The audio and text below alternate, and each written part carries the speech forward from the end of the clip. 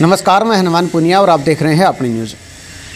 ऐलनाबाद के विधायक अभय सिंह चौटाला ने कुछ दिन पहले अपने पद से इस्तीफा दे दिया था और उसके बाद उनको कई जगह पर सम्मानित किया गया है किसान संगठनों की तरफ से।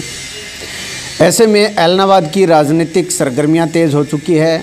कुछ दिन पहले हमने यहाँ से चुनाव लड़ चुके ऐलनाबाद से कांग्रेस पार्टी की तरफ से भरत सिंह बेनीवाल, उनसे हमने बात की थी, उनका एजेंडा हमने पूछा था और जो इस्तीफ़ा दिया था उसके संबंध में उनकी क्या राय थी वो हमने आपको बताई थी।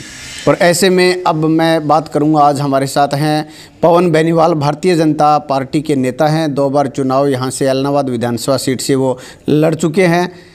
अब वो हमारे साथ हैं, उनसे हम बात करेंगे। अपनी न्यूज़ में स्वागत है। बहुत बहुत धन्यवाद हनुमान जी, आपका भी धन्यवाद, आप आए यहाँ पे।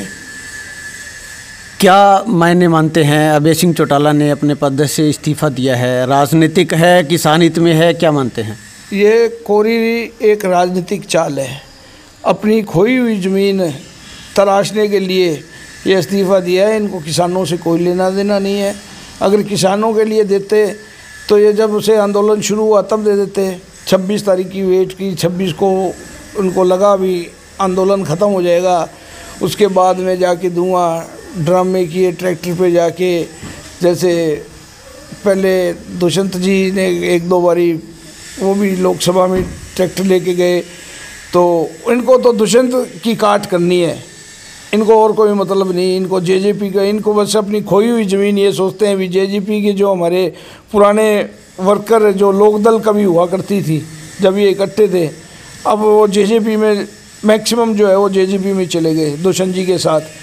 तो इनको तो यही, इनका एक एजेंडा है भी हम कैसे दुष्यंत जी को नीचा दिखाएं और वो अपना खोई हुई ज़मीन वापस तलाशने के लिए किए, और किसानों से इनका कोई लेना देना नहीं है। क्या लगता है उनके इस्तीफे के बाद कोई राजनीतिक दबाव किसी पार्टी पे बना की आशंका हो जिससे ये जो आंदोलन है उस पर कोई असर पड़े? देखिए, राजनीतिक दबाव किसी पार्टी पे तो क्या पड़ेगा, लेकिन इनका मकसद ये है, अपना सिद्ध कर रहे हैं। इनको मौका मिल गया है जाके जहाँ पे इनको कोई मंच नहीं मिलता था जाने के लिए, बोलने के लिए। अब ये चले जाते हैं किसानों के बीच में, कभी टीकरी बॉर्डर, कभी सिंगू बॉर्डर, कभी कहीं, कभी बस इनको एक छोटा सा मंच मिल गया। वो एक कहते हैं ना, जब दिया बुझने वाला था तो फड़फड़ाता है, तो ये वो लो दिया है जो बुझने से पहले फड़फड़ा रहा है, और कुछ बात नहीं है। अभी 3-4 दिन पहले 45 के लोगों की तरफ से किसान केसरी सम्मान उनको दिया गया है। हनुमान जी, किसान केसरी सम्मान दिया है, आपने भी देखा होगा कितने एक लोग हैं। महासम्मेलन, किसान महापंचायतें हमने बहुत देखी हैं जिनमें हज़ारों लोग होते थे। और मैं मेरे मुंह से क्या बताऊं, आपको खुद पता है, आप वहाँ पे गए होंगे, आपने कवर किया होगा, आपने देखा होगा कितने एक लोग हैं वहाँ पे। और जो इसको कवर करने वाले थे, कौन महान नेता वहाँ पे थे, कौन एरिया के मोजीज़ आदमी थे, वो मैं अब आपको क्या बताऊँ, आपको खुद को पता है कौन कौन इनके संयोजक थे, कौन इस फंक्शन के संयोजक थे, जिनका ना कोई वजूद है ना कोई नाम है। वो तो इनको सम्मानित कर रहे थे, ये उनके सम्मानित होने के लिए बड़े ज़ोर शोर से आए थे।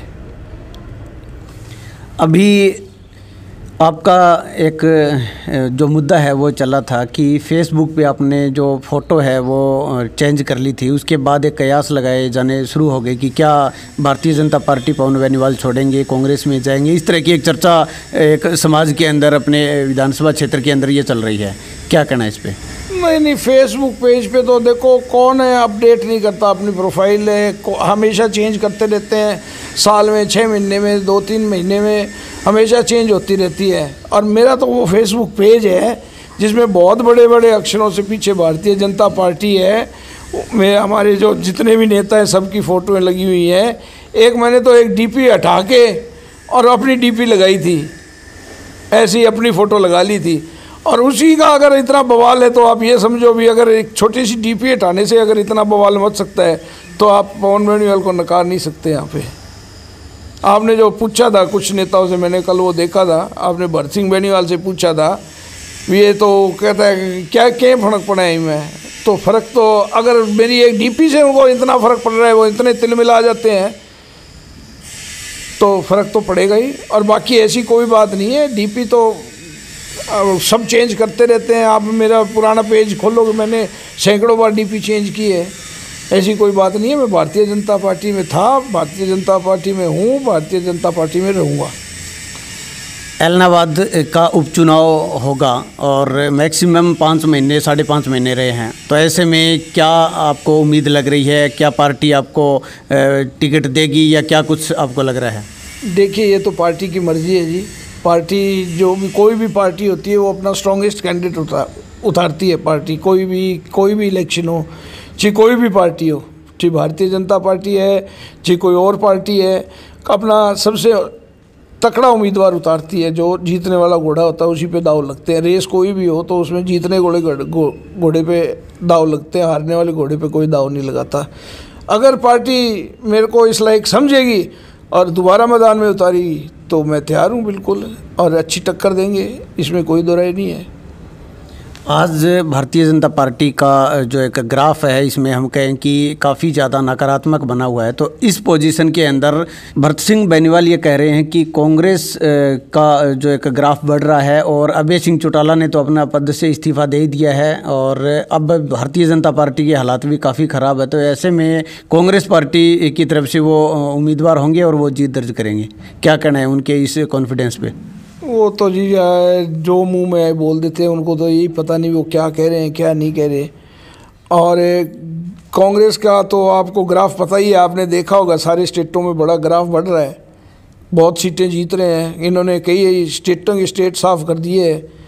तो भारतीय कांग्रेस का तो ग्राफ का तो आपको पता ही लग ही चुका होगा। तो ऐसी कोई बात नहीं है। भारतीय जनता पार्टी एक बहुत मजबूत पार्टी है। कितने स्टेटों में अभी पीछे जितने भी इलेक्शन हुए हैं बहुत मजबूती के साथ आगे बढ़ रही है और अभी भी आगे बढ़ेगी। अभी हम बंगाल का इलेक्शन जो भी है वो भी जीतेंगे।